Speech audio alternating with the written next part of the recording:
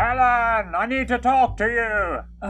What do you want, Jeremy? I require your philosophical insight. As a Chinese person, I think you have it in abundance. Before we get into how terrible it is for you to say that, aren't you also Chinese? No, Helen, I'm from Hong Kong. Don't be racist. Now please, listen. Why did Descartes say all that I think, therefore I am gobbledygook?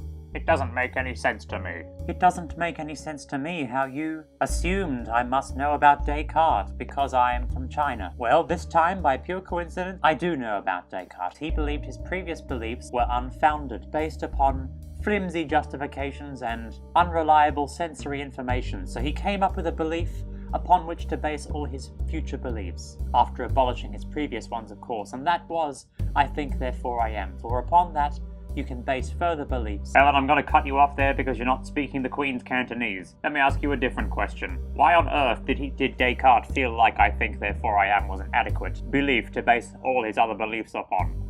Every time you try to think about whether or not I think, therefore I am is an unsound statement, the very act of thought proves it. There's no way to dispute that statement, even if we were brains in vats that really weren't evolved apes walking this earth. In some capacity we still think, and therefore by thinking we must exist, for if we didn't exist we wouldn't be able to think. Okay, but what if we are computer programs programmed with a series of if-then statements, giving us the illusion of thought, or at least communicating the illusion of thought, like a character in a game, programmed to respond in a certain way when a certain prompt is hit? What if we are nothing more than figurative cardboard cutout upon a digital canvas outside of our comprehension?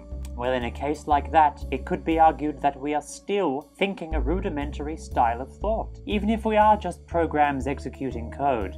To execute code, you need to exist. And furthermore, if you dispute that it's impossible to know that we are programs executing code, and our creators are still incapable of discerning such a thing of themselves or us, in all cases, for code to execute, something must exist. For us to voice our concerns, or in this case, be perceived as though we are voicing original concerns, when in reality we're just blurting out code, all of the above require existence. Okay, but what about Tibet? What about Tibet? Well, that seems to simultaneously exist and not exist. You know full well it doesn't exist, Jeremy. Oh, yes, whatever. But if it doesn't exist, how on earth are we able to talk about it? The same way we're able to talk about unicorns and fairies at the bottom of the garden. The concept of it may exist in our head, which is what we then communicate when we describe the concepts of unicorn or fairies at the bottom of the garden, but we need not be drawing upon something that exists external to us in order for it to exist in some capacity. Okay then, so